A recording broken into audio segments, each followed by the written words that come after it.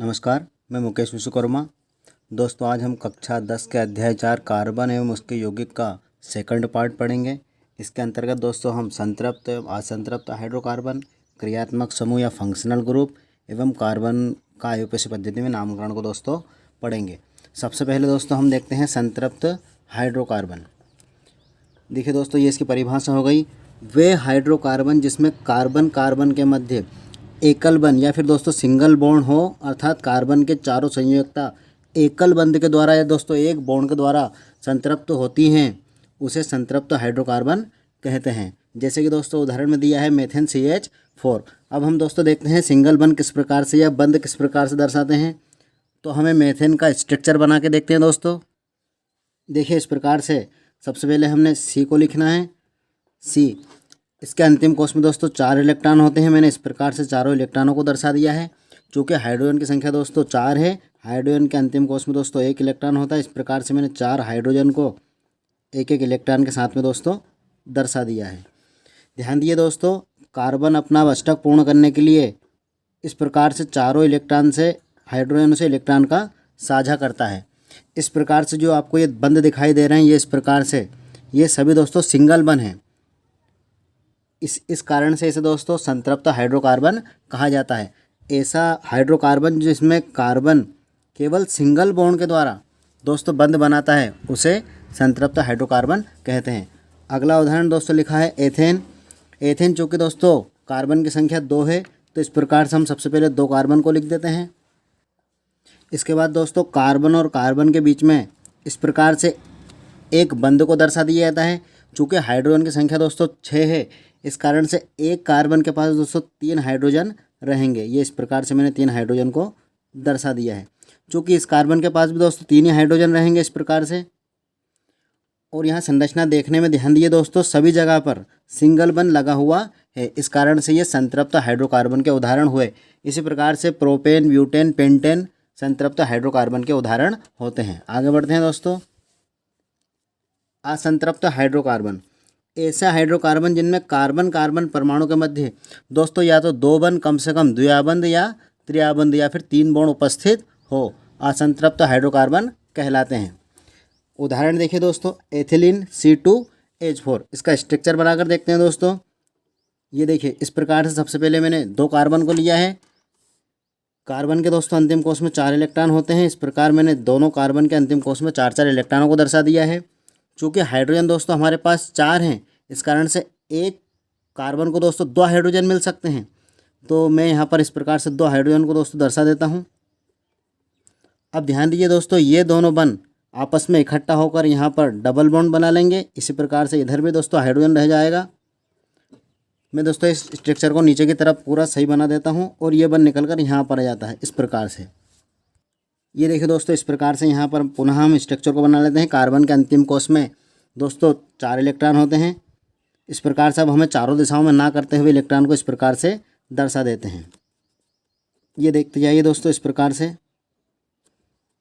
ये 2 बंध यहाँ पर हो जाते हैं एवं दोनों कार्बन को 2-2 हाइड्रोजन इस प्रकार से मिल जाते हैं।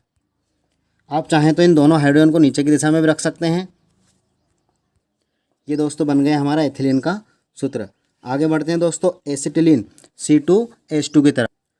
अब दोस्तों एसिटिलीन का सूत्र देखते हैं। चूँकि इसमें 2 कार्बन हैं, इस कारण से इसे भी हम इस प्रकार से 2 कार्बन को दर्शा देते हैं।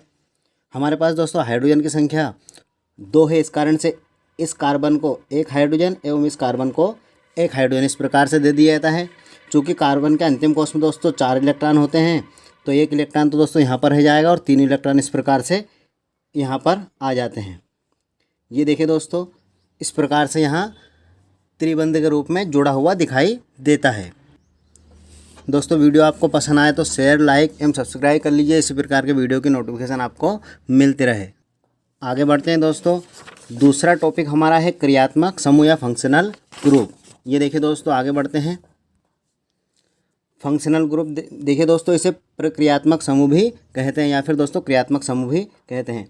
परिभाषा की दोस्तों बात करें तो जब हाइड्रोकार्बन यौगिक में से किसी एक हाइड्रोजन H को प्रतिस्थापित कर कार्बन या उस यौगिक के गुणों का नया रूप परिवर्तित करने वाले समूह को दोस्तों फंक्शनल ग्रुप कहते हैं। या फिर दोस्तों उस यौगिक के गुणों का निर्धारण जिस समूह के द्वारा किया जाता है उसे फंक्शनल ग्रुप कहते हैं। यहाँ पर दोस्तों मैंने कुछ फंक्शनल ग्रुप लिख दिए हैं इस प्रकार से। OH इसे दोस्तों ओल पढ़ा जाता है। CHO अगला फंक्शनल ग्रुप, इसे अल पढ़ा जाता है। COOH इसे दोस्तों ओइक एसिड पढ़ा जाता है। आगे दोस्तों हम देखते हैं इसे किस प्रकार से कार्बन से हाइड्रोजन को प्रतिस्थापित किया जाता है। देखिए दोस्तों मैं लिखता हूँ यहाँ पर CH4 मेथेन का सूत्र। ये दोस्तों इस प्रकार से इसका स्ट्रक्चर हो जाता है। अब ध्यान दीजिए दोस्तों, किसी भी एक हाइड्रोजन हम इस हाइड्रोजन को समझ लेते हैं। इस हाइड्रोजन को दोस्तों प्रतिस्थापित का अर्थ होता है हटाकर उसकी जगह पर आना। तो यहाँ पर दोस्तों हम OH फंक्शनल ग्रुप को इसकी जगह पर लिखते हैं। तो दोस्तों हमारा स्ट्रक्चर इस प्रकार से बन जाता है। ये देखिए दोस्तों OH इस प्रकार से, चूँकि दोस्तों ऑक्सीजन के अंतिम कोश में दोस्तों 6 इलेक्ट्रॉन होते हैं। इसकी संयोजकता -2 होने के कारण यहाँ अपनी संयोजकता इस प्रकार से दोनों दिशाओं से पूरी करता है। दोस्तों इसे फिर इसका नाम बदल कर अब बन जाएगा मेथेनॉल, क्योंकि फंक्शनल ग्रुप लगा हुआ है पीछे ओल। आगे बढ़ते हैं दोस्तों दूसरे उदाहरण की तरफ। एथेन को ले लेते हैं दोस्तों C2H6। इसमें दोस्तों 2 कार्बन हैं। इस प्रकार से मैंने हाइड्रोजन द्वारा कार्बन की संयोजकता को पूरा कर दिया है। अब दोस्तों किसी भी एक हाइड्रोजन को दोस्तों इनमें से हटाकर हमें उसकी जगह पर OH को जोड़ देना है। या फिर दोस्तों आप CHO को भी जोड़ सकते हैं, COOH को भी जोड़ सकते हैं।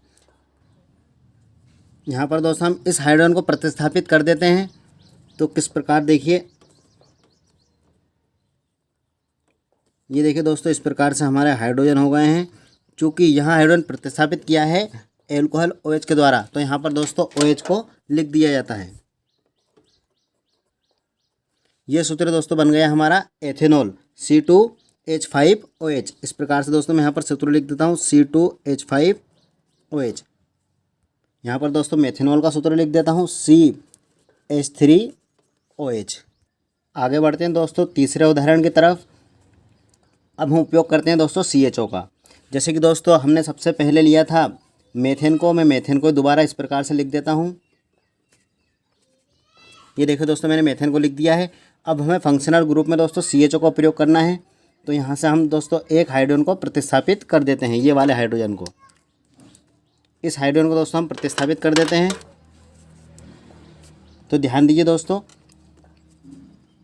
ये इस प्रकार से 3 हाइड्रोजन को मैंने लिख दिया है। अब दोस्तों चूँकि फंक्शनल ग्रुप में भी कार्बन है, इस कारण से दोस्तों कार्बन और कार्बन के बीच में इस प्रकार से बंद हो जाएगा। इसके पास का दोस्तों जो O दिखाई दे रहा है आपको, यहाँ डबल बॉन्ड से इस रूप में चला जाएगा एवं H इस प्रकार से व्यवस्थित हो जाएगा। ध्यान दीजिए दोस्तों, यहाँ पर कार्बन की वैलेंसिंग दोनों कार्बन की पूरी हो चुकी है। जैसे कि 1 2 3 इस कार्बन ने दोस्तों इस प्रकार से अपनी पूरी बैलेंसिंग कर ली है। इधर वाले कार्बन ने भी डबल बॉन्ड लगाकर अपनी बैलेंसिंग को पूरी कर लिया है। दोस्तों ये सूत्र हमारा बन जाता है। चूँकि दोस्तों 2 कार्बन है तो हमें एथ लिखना है, और CHO अगर फंक्शनल ग्रुप लगा हुआ है तो इसे पढ़ते हैं दोस्तों अल। तो ये सूत्र बन जाता है दोस्तों एथेनल। ये देखिए दोस्तों इस प्रकार से एथेनल बन जाता है। आगे दोस्तों COOH का प्रयोग करते हैं हम। चौथे उदाहरण की तरफ दोस्तों हम लिख लेते हैं प्रोपेन का सूत्र। चूँकि दोस्तों प्रोपेन में 3 कार्बन होते हैं, इस कारण से C3H8 प्रोपेन का सूत्र हो जाता है दोस्तों। अब इसके स्ट्रक्चर को दोस्तों इस प्रकार से आप स्ट्रक्चर बना लीजिए। अब ध्यान दिए दोस्तों, इसमें से हम एक हाइड्रोजन को प्रतिस्थापित कर देते हैं। ये वाले हाइड्रोजन को दोस्तों हम प्रतिस्थापित कर देते हैं। चूँकि दोस्तों हमें COOH का प्रयोग करना है, इस प्रकार से पुनः कार्बन को इस प्रकार से लिख दिया जाता है। देखिए दोस्तों 3 कार्बन तो हमारे पास पहले से हैं प्रोपेन में, और ओइक एसिड में दोस्तों फंक्शनल ग्रुप में पहला कार्बन है, इस कारण से हम इस कार्बन को भी यहाँ पर लिख देते हैं। आप भी स्ट्रक्चर दोस्तों मेरे साथ बनाते जाइए इस प्रकार से। ये इस प्रकार के मैंने 3 हाइड्रोजन को लिख दिया है। इस कार्बन के पास दोस्तों 2 हाइड्रोजन है, इस प्रकार से मैंने इन दोनों को दर्शा दिया है। तीसरे कार्बन के पास दोस्तों इस प्रकार से 2 हाइड्रोजन है। चूँकि यहाँ हाइड्रोजन तो प्रतिस्थापित हो चुका है दोस्तों। अब ध्यान दीजिए, यहाँ पर दोस्तों कार्बन ने एक संयोजकता अपनी इधर कार्बन से पूरी कर ली है, एवं डबल बॉन्ड के साथ में दोस्तों एक ऑक्सीजन जुड़ जाती है अगला दोस्तों बचा हुआ OH इस प्रकार से जुड़ जाता है। इस तरह पूरे कार्बन की संयोजकताएं पूरी हो जाती हैं। दोस्तों ये सूत्र के नाम की अगर दोस्तों हम बात करें तो मेथ एथ प्रो ब्यूट, दोस्तों ये ब्यूटेनोइक एसिड का सूत्र प्राप्त हो जाता है। सूत्र दोस्तों मैं यहाँ पर लिख देता हूँ। चूँकि दोस्तों कार्बन की संख्या हमें यहाँ पर दिखाई दे रही है 4, तो इस प्रकार से 4 कार्बन लिख दिए दोस्तों। हाइड्रोजन की संख्या 7 है तो C4H7COOH, ये दोस्तों हमारा बन जाता है ब्यूटेनोइक एसिड का सूत्र। इससे अगले वीडियो में दोस्तों अब हम तीसरे पॉइंट कार्बन का IUPAC पद्धति में नामकरण को पढ़ेंगे। धन्यवाद दोस्तों।